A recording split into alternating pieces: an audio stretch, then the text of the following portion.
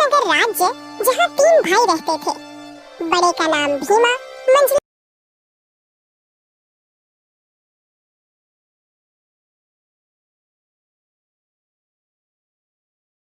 का नाम लल्लन और सबसे छोटे भाई का नाम था भोला।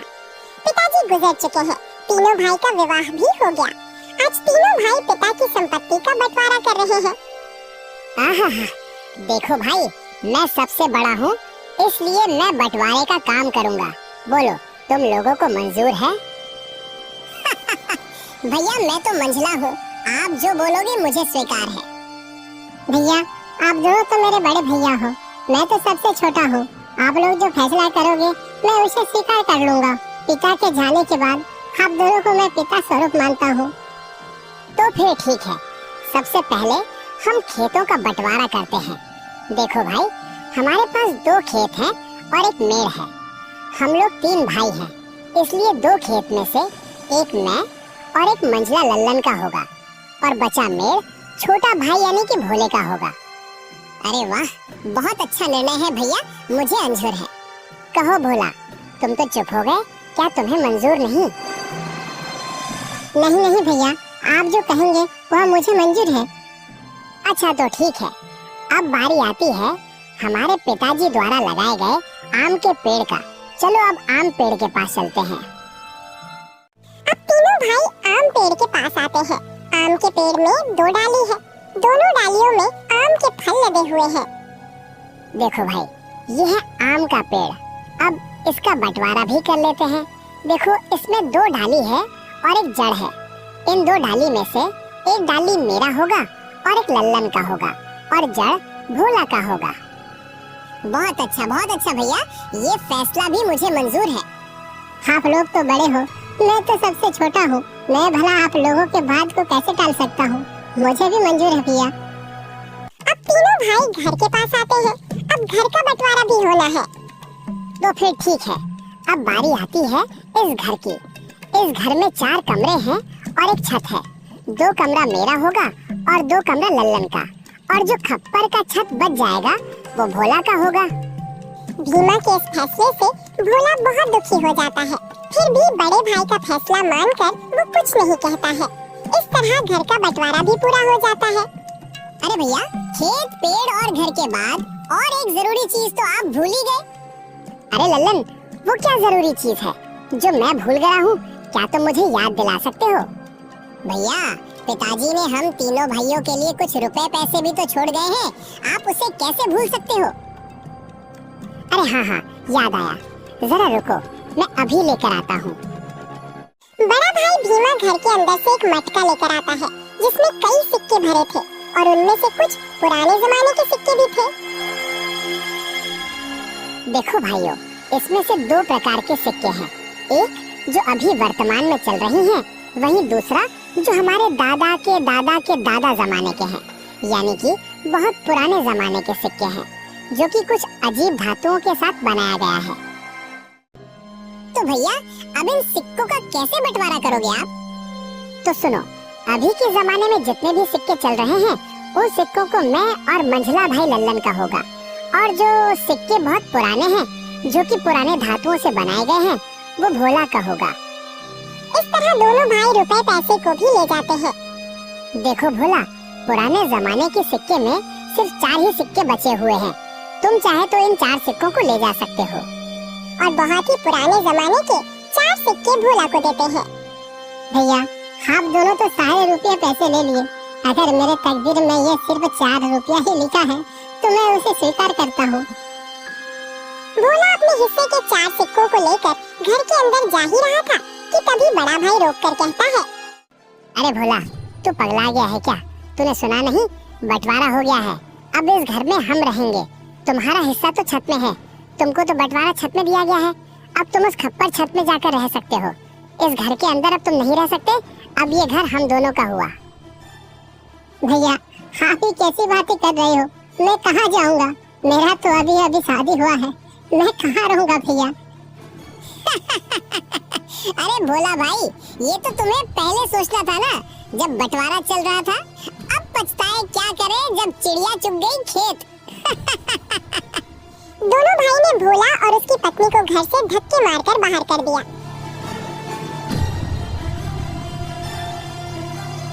वहीं दोनों पति पत्नी गांव के तालाब किनारे अपनी एक छोटी सी कुटिया बनाकर रहने लगे।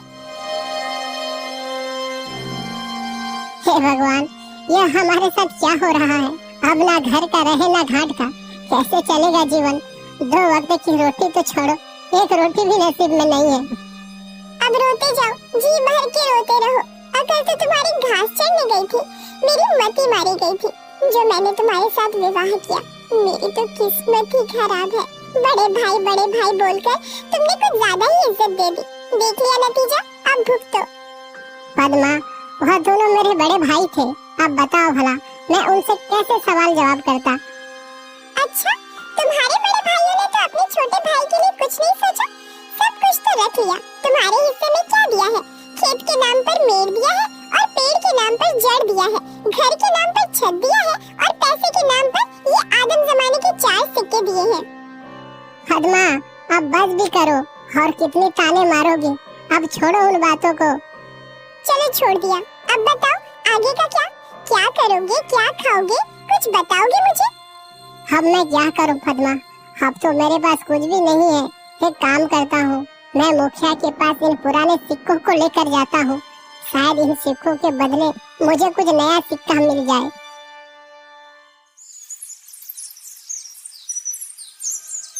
भोला बड़ी उम्मीदें के साथ उन 4 सिक्कों को लेकर मुखिया के पास जाता है।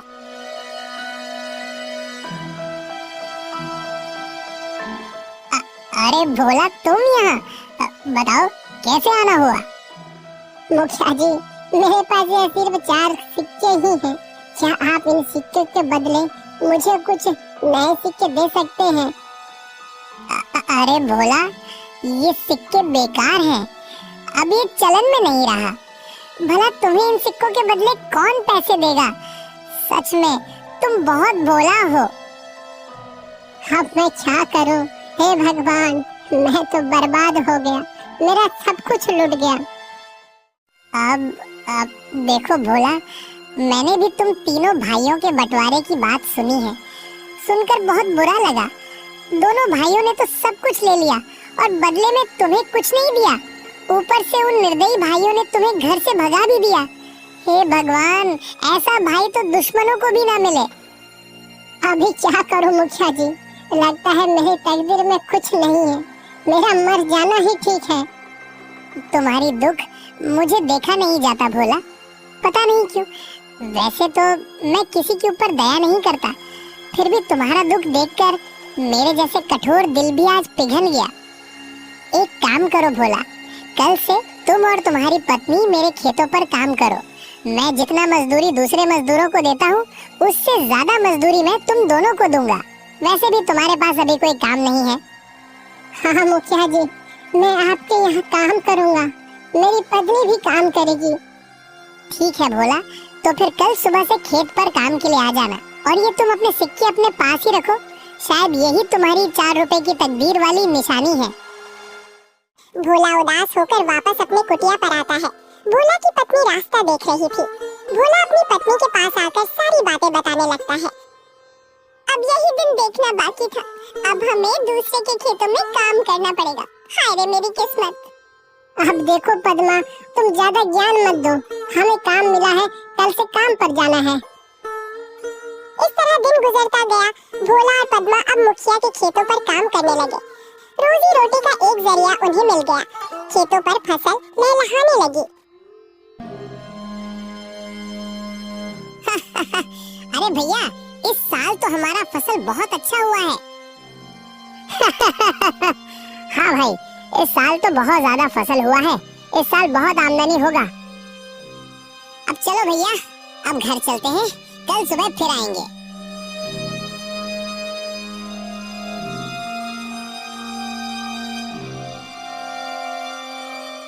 अरे पद्मा, देखो सुबह से दोपहर हो गया है, खाने का वक्त आ गया है, चलो कुछ खा लेते हैं। वैसे आज खाने में क्या है पद्मा?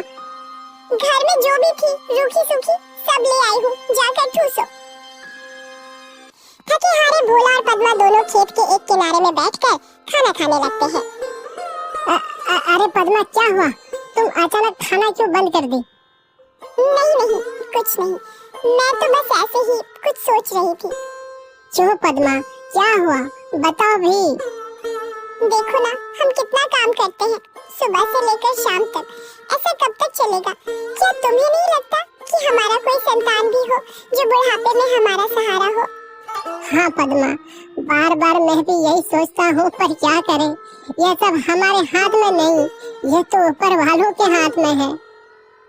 पता नहीं किस जन्म की सजा भुगत रही हूँ। भगवान ने तो हमसे मुंह मोड़ लिया है। बेघर होकर हम भटक रहे हैं। हमारे भाग्य में कुछ नहीं, न कोई संतान, न कोई जमीन जायदाद। हाँ पद्मा, अब तो भगवान पर भी भरोसा उठने लगा है। भोला और पद्मा दोनों बातें कर ही रहे थे कि तभी वहाँ अचानक एक चिड़िया आकर बैठ जाती है। अरे अरे, ये देखो तो, यह तो एक चिड़िया है, हमारे पास ही आकर बैठ गई। लगता है इसे भूख लगी है, हमें इसे कुछ खाने को देना चाहिए। हाँ पद्मा, तुम इसे कुछ खिला दो, शायद भूख के मारे यहाँ आ गया होगा। पद्मा ने उस चिड़िया को कुछ चावल देती है। चिड़िया कुछ देर पद्मा को देखती रहती है, फिर चिड़िया उस चावल को खाकर उड़ जाती है। अब चलो पद्मा, घर चलते हैं, शाम भी हो रहा है।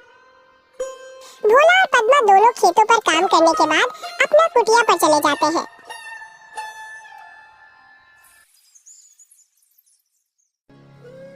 सुनिए भोला जी, ये फावड़ा उठाओ और मेरे साथ चलो। पर कहाँ? तुम फावड़ा लेकर कहाँ जाने की बातें कर रही हो?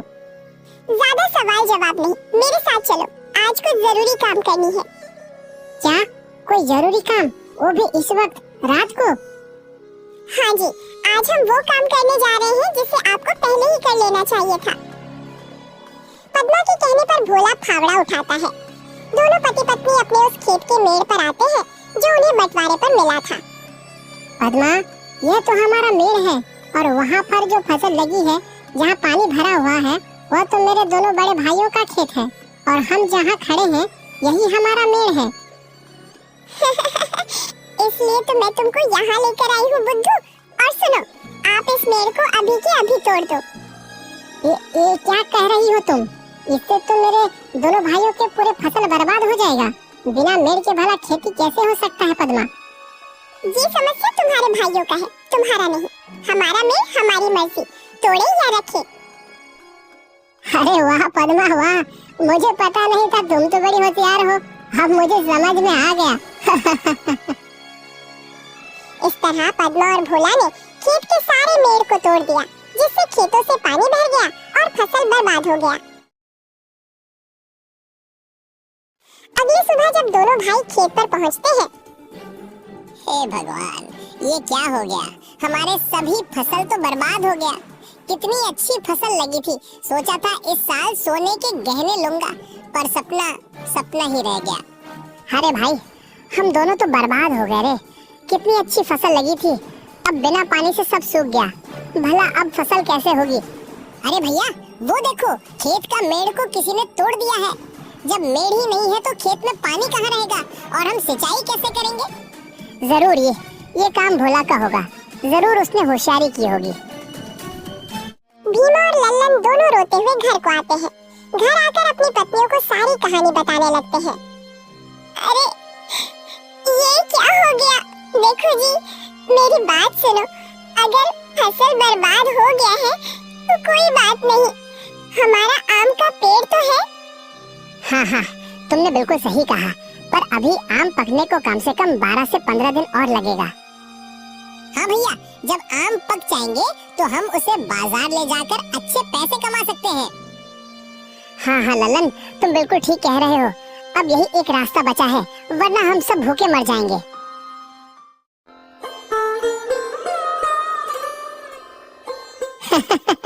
अरे पद्मा, तुम तो कमाल कर दिया, मेड़ तोड़ दिया। जैसी करनी वैसी भरनी, ये उन्हीं के कर्मों का फल है। सुनो जी, आज रात हमें और एक काम करना है। अरे पद्मा, इस बार क्या करना है? अरे बुद्धू, तुम अब देखते जाओ, वो तुम्हें शाम होने के बाद ही बताऊंगी। जैसे ही शाम हुआ, पद्मा और भोला दोनों कुल्हाड़ी लेकर उस आम के पेड़ के नीचे पहुंच जाते हैं जो उन्हें बंटवारे पर मिला था। सुनो जी, क्या यही वो आम का पेड़ है? हाँ पद्मा, यही तो बंटवारे वाला आम का पेड़ है। एक डाल पर बड़े भैया और एक डाल पर मंझला भैया का अधिकार है। तो फिर हमारा हिस्सा कौन सा है? अरे पद्मा, मैंने तो पहले ही तुम्हें बता दिया था कि हमारा हिस्सा सिर्फ जड़ है, इसके अलावा और कुछ भी नहीं। तो फिर ठीक है, इस पेड़ का जड़ तो हमारा है, इसलिए इस जड़ को रखे या काटे हमारी अपनी मर्जी। दोनों पति पत्नी आम के पेड़ को काट देते हैं। आम का पेड़ नीचे जमीन पर गिर जाता है। एक जोरदार आवाज होता है। भीमा और लल्लन दौड़कर पेड़ के पास आते हैं। भोला और पद्मा को दोनों भाई पकड़ लेते हैं। अच्छा, तो तू है भोला, तू हमसे बदला ले रहा है। आज तो तेरा खैर नहीं, तुझे तो इसकी सजा जरूर मिलेगी। अरे रुको भैया, हम इन दोनों को राजा के पास ले चलते हैं और इनको कौड़े की मार वाला सजा दिलवाते हैं। हाँ, बिल्कुल ठीक कहा लल्लन तुमने। भोला और पद्मा को दोनों भाई रात भर कमरे में बांध कर रखते हैं। सुबह होते ही राजा के पास दोनों को लेकर पहुंच जाते हैं। राजा के पास जाकर दोनों भाई ने बताया कि भोला और उसकी पत्नी ने अपराध किया है। अच्छा, तो ये बात है। देखो भीमा और लल्लन, मैंने तुम दोनों की बातें सुन ली है। तुम्हारा कहना है कि तुम्हारा छोटा भाई भोला तुम्हारा फसल को नुकसान कर दिया खेत के मेड़ को तोड़कर, और अब फल का नुकसान कर दिया पेड़ का जड़ को काटकर। कहो भोला, क्या ये सच है? तुमने ऐसा क्यों किया? महाराज, मैंने कुछ गलत नहीं किया है। खेतों की बंटवारे करते हुए मेरे दोनों भाइयों ने सभी खेत अपना नाम कर लिया और सिर्फ मेड़ मुझे दिया। अब मेरा मेड़ मेरा मर्जी, मैं तोड़ूं या रखूं महाराज, इसमें किसी को कोई आपत्ति नहीं होना चाहिए। और आम का पेड़ को तुमने जड़ से क्यों काट दिया? वो तो अपराध है। महाराज, जब बंटवारा हुआ था तब मेरे दोनों भाइयों ने आम से लदे हुए डाले ले गए और मुझे सिर्फ आम के पेड़ का जड़ को दिया। अब चूंकि महाराज जड़ मेरा है तो मैं काटूं या रखूं, ये मेरी मर्जी महाराज। इसमें किसी को हस्तक्षेप करने का कोई अधिकार नहीं है महाराज। चूंकि जड़ मेरा था तो मैंने इसे काट दिया।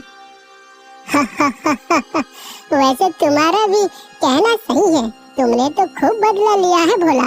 ईंट का जवाब पत्थर से। वाह भाई वाह, मान गए तुमको भोला। महाराज, आप तो भोला की तारीफ करने लगे। हमें न्याय चाहिए। मूर्ख, तुम दोनों ने अपने छोटे भाई के साथ अन्याय किया है और अभी न्याय की आस लेकर मेरे पास आए हो। इससे पहले कि मैं तुम्हें कोड़े लगवाऊं, तुम निकल जाओ यहाँ से।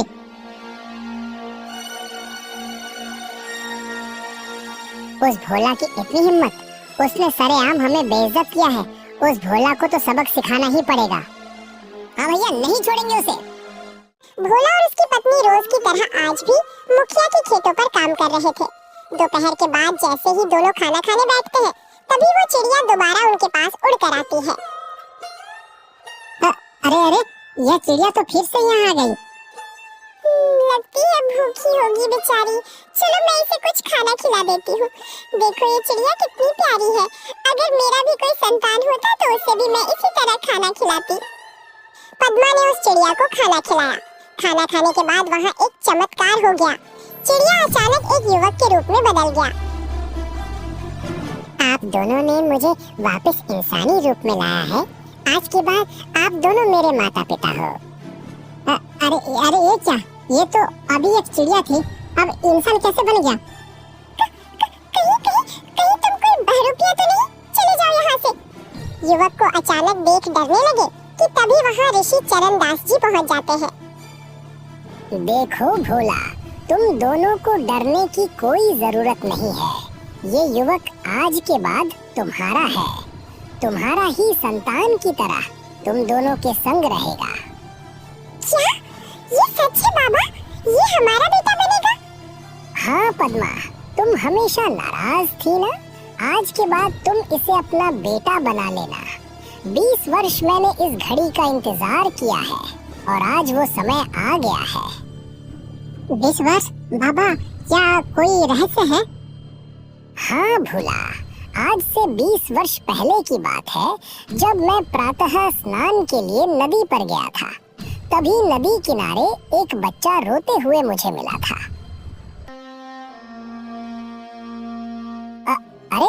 ये तो किसी का बच्चा है, नदी किनारे रो रहा है। अब मैं क्या करूं? इसे यहाँ अकेले छोड़ भी नहीं सकता। एक काम करता हूँ, इसे मैं अपने साथ आश्रम ले जाता हूँ। ऋषि चरणदास ने उस रोते हुए बच्चे को गोद में उठाकर अपने आश्रम ले आते हैं। हे ईश्वर, ये कैसी लीला है। मैं एक सन्यासी, इस बच्चे को देखभाल करना मेरी बस की बात नहीं। केवल एक माँ ही संतान का सही देखभाल कर सकती है, कोई दूसरा नहीं। ऋषि चरण जी बड़ी असमंजस में पड़ गए थे। वो दिन रात उस बच्चा के बारे में ही सोच रहे थे। समय गुजरता गया और वो छोटा सा बच्चा अब युवावस्था पर पहुंच गया। देखो बेटा माधा, मेरा भी अब उम्र होता जा रहा है। कब तक तुम मेरे साथ रहोगे? तुम्हें माँ बाप की आवश्यकता है, जो तुम्हें अपना नाम देकर तुम्हारा ख्याल रख सके और तुम्हें एक परिवार का प्यार मिल सके। पर बाबा, इस मतलबी दुनिया में भला कौन मुझे अपनाएगा? यहाँ तो सगे भाई भी एक दूसरे के नहीं होते। मैं तो एक अनाथ हूँ ना। नहीं रे माधव, इस दुनिया में भले लोगों की कमी नहीं है, बुराई के बीच अच्छाई भी है, झूठ के अंधकार में सच की ज्योति भी है। आप कहना क्या चाहते हैं? मैं कुछ समझा नहीं। ऋषि चरणदास जी माधव के भविष्य को लेकर दुविधा में फंस गए थे कि उनके बाद माधव का क्या होगा, वो कहाँ जाएगा। तभी उनके मन में एक ख्याल आता है। हे परम पिता, मुझे माफ करना। मैं अपने मंत्रों के बल से माधव को एक पक्षी का रूप दे रहा हूँ, जिससे कि वो एक सही माता पिता की तलाश कर सके। भविष्य में ये पक्षी जब किसी योग्य निसंतान दंपति के संपर्क में आएगा, उसी दिन ये मूल रूप में वापस आएगा। उसके बाद वही दंपति इस बच्चे के माता पिता होंगे। इस तरह ऋषि चरणदास ने माधव को एक पक्षी के रूप में बदल देते हैं। वो पक्षी दिन भर उड़कर घूमती, खाना खाती और वापस आश्रम पर आकर रात बिताती। इस तरह माधव का कोई माँ बाप नहीं था, इसलिए इसे मैंने एक पक्षी बनाकर उसे अपने लिए एक योग्य माता पिता की तलाश करने को कहा था, और वो तुम्हें तलाश लिया। आज उसके लिए माँ बाप मिल गया है, इसलिए उसे अब पक्षी बनने की जरूरत नहीं है। भोला और पद्मा, आज के बाद ये तुम्हारा बेटा हुआ। क्या ये सच है बाबा? ये हमारा बेटा बनेगा? आपका बहुत बहुत धन्यवाद बाबा। आपने हमारे निसंतान के वर्षों के दुख को आज दूर कर दिया है। ऋषि चरणदास जी वहीं से वापस अपने आश्रम की ओर चले जाते हैं। वहीं दूसरी ओर भोला और पद्मा माधव को लेकर अपने घर आ जाते हैं। भोला और पद्मा माधव को पाकर बहुत खुश थे। लेकिन एक दिन, क्या बात है पिताजी? मैं पिछले कुछ दिन से देख रहा हूँ आप चिंतित लग रहे हैं। अरे कुछ नहीं बेटा, मैं तो बस ऐसे ही अपने आप में खो गया था। नहीं पिताजी, मैं समझ सकता हूँ आप चिंतित हैं। आप मुझे बताइए, मैं आपकी क्या सेवा कर सकता हूँ? माधव जिद करने लगा। भोला खुद को रोक नहीं सका। उसने सारी आपबीती माधव को बताया कि किस तरह उसके दोनों भाई ने उसके साथ भेदभाव किया और घर से बाहर निकाल दिया है। अब आपको चिंता करने की आवश्यकता नहीं है पिताजी। आज के बाद मैं ही सारा काम करूंगा, आप आराम कीजिएगा।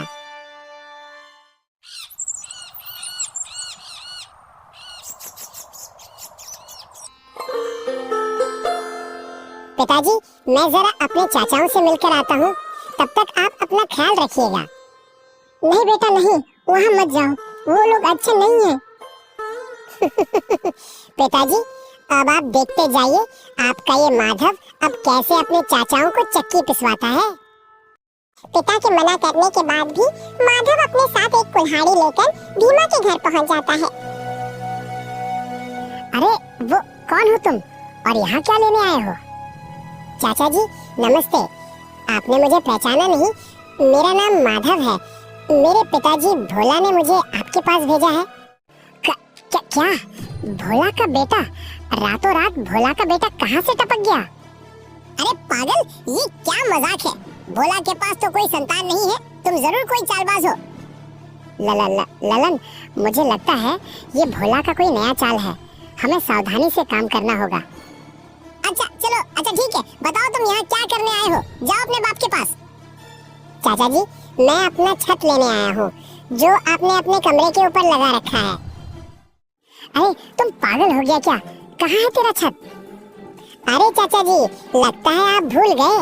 आप लोगों ने पिताजी को बंटवारे में जो छत दिया था ना, और कमरे जो आप लोगों ने रखे थे, अब मैं उसी घर का छत को लेने आया हूँ। अरे अब ये क्या नया नाटक रे?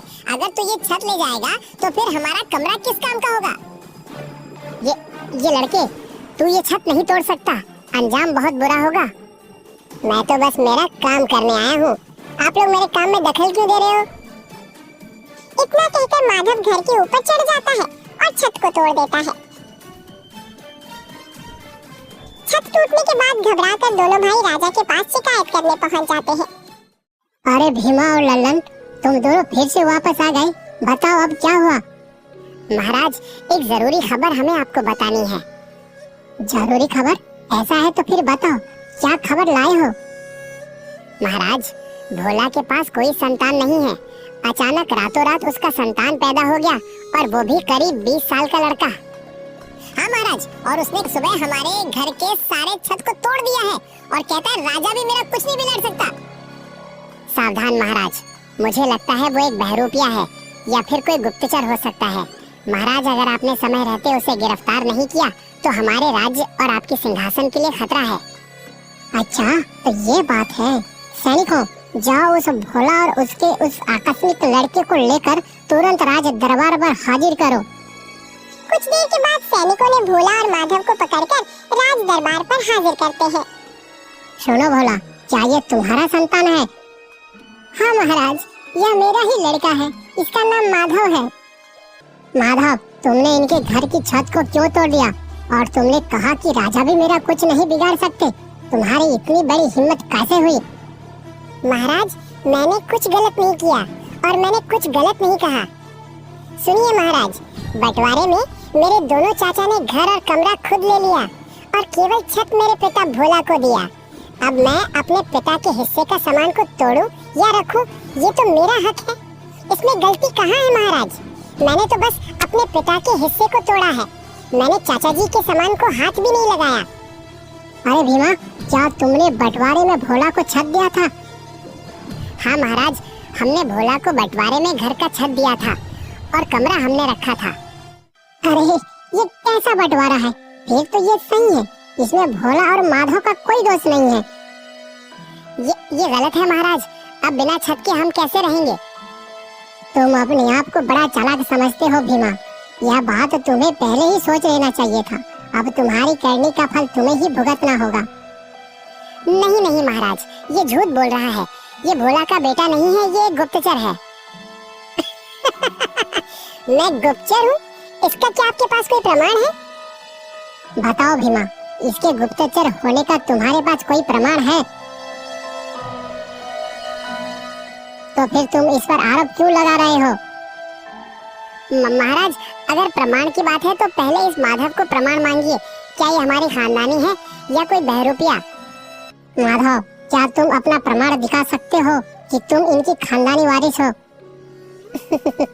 महाराज, मेरे पास प्रमाण है, लेकिन सबसे पहले इन दोनों भाइयों को प्रमाण मांगिए। क्या इनके पास खानदानी होने का कोई प्रमाण है? लल्लन और भीमा, क्या तुम्हारे पास कोई प्रमाण है? प्रमाण? नहीं महाराज, ऐसा तो कोई प्रमाण नहीं है। तो माधव, इन दोनों के पास भी कोई प्रमाण नहीं है। क्या तुम्हारे पास खानदानी होने का कोई प्रमाण या सबूत है? हाँ है महाराज, मेरे पास प्रमाण है। भोला ने माधव को पहले ही 4 सिक्के दे रखे थे। माधव अपने जेब से पुराने जमाने के वही 4 रुपए वाले सिक्के निकालकर राजा को देता है और कहता है कि ये प्रमाण है उसके खानदानी होने का। महाराज, ये रहा प्रमाण। ये पुराने जमाने के सिक्के हैं जो कि हमारे दादा के दादा जमाने की है। अब ये मेरे पिता ने मुझे दिया है। यह है मेरा खानदानी सिक्का, मेरे पूर्वजों के जमाने का। राजा उन सिक्कों को अपने हाथ में रखकर ध्यान से देखकर कहता है, अरे हाँ, ये तो सैकड़ों साल पुराना सिक्का है। उस समय तो मेरे पिताजी भी राजा नहीं थे, बल्कि मेरी भी दादा के जमाने के उसी समय का यह सिक्का है। इसकी बनावट और इसके धातु बिल्कुल अलग है। आज के जमाने में यह सिक्का करोड़ों रुपए का है। इसका मतलब यह साबित हो जाता है कि तुम ही असली खानदानी हो। अरे बेवकूफ, ये हमने क्या कर दिया? जिस सिक्का को हम खोटा समझ रहे थे, देखो आज वो सिक्का ने साबित कर दिया कि वो खानदानी है।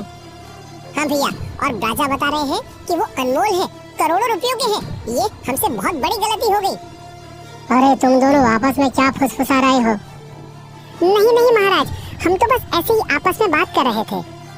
यह माधव भोला का ही बेटा है, वह खानदानी है, जबकि तुम्हारे पास कोई प्रमाण नहीं है। और उसने छत इसलिए तोड़ा क्योंकि तुम लोगों ने भोला को बंटवारे में छत देकर ठग दिया था, क्योंकि वह उनका छत है। चाहे वह तोड़े या रखे, उस पर हम उंगली नहीं कर सकते। और सुनो भीमा और लल्लन, तुम दोनों ने मेरा और इस राज दरबार का समय खराब किया है। तुम दोनों ने अपने छोटे भाई के ऊपर अन्याय किया है। तुम दोनों को सजा तो मिलकर ही रहेगी। हमें माफ कर दीजिए महाराज, आज के बाद हम दोबारा ऐसा गलती नहीं करेंगे। माफी नहीं, गलती की सजा मिलती है। सुनो मंत्री, मैं ये आदेश देता हूँ कि भीमा, ललन और भोला के खेतों का बराबर बराबर बंटवारा होगा, साथ ही घर भी बराबर हिस्से में बांटी जाएगी। इसके अलावा भोला ने जो संघर्ष किया है और उसने जो कड़ी मेहनत करके जिंदगी गुजारी है, उसके इस धैर्य और साहस को हम प्रणाम करते हैं। और हम ये आदेश देते हैं कि भोला और माधव को हमारे राजघराने की ओर से 5 एकड़ जमीन उपहार में दिया जाए, जिससे कि वह अपनी खेती बाड़ी करके आगे बढ़ सके। साथ ही इन दोनों दुष्ट भाइयों को कारावास में बंद किया जाए। इन दोनों की यही सजा है। जी महाराज, आपकी जैसी आज्ञा। और सुनो मंत्री जी, हमारे इस राज्य में एक होनहार सलाहकार की आवश्यकता थी, जो बल और बुद्धि से निपुण हो। पर उस तरह की योग्य पुरुष हमें आज तक नहीं मिल रहा था, लेकिन भोला के पुत्र माधव के पास वह योग्यता है। इसलिए आज के बाद हम इस राज्य का मुख्य सलाहकार माधव को बनाने की घोषणा करते हैं। इस तरह देखते ही देखते भोला की जिंदगी में एक बड़ा बदलाव हुआ। चारों दिशा से खुशियां ही खुशियां मिल रही थी। पिता की संपत्ति का समान अधिकार मिला, राजघराने से 5 एकड़ जमीन उपहार में मिला और बेटे माधव को राजघराने में मुख्य सलाहकार का पद प्राप्त हुआ। देखा भाग्यवान, तुम हमेशा किस्मत को दोषी बना रही थी ना। देखो आज क्या हुआ, हमारे पास जमीन नहीं था, हमें जमीन मिल गया, वह भी पूरे 5 एकड़। हमारा कोई संतान नहीं था, ऊपर वाले की दया से हमें संतान मिल गया। इस राज्य में हमारा कोई सम्मान नहीं था।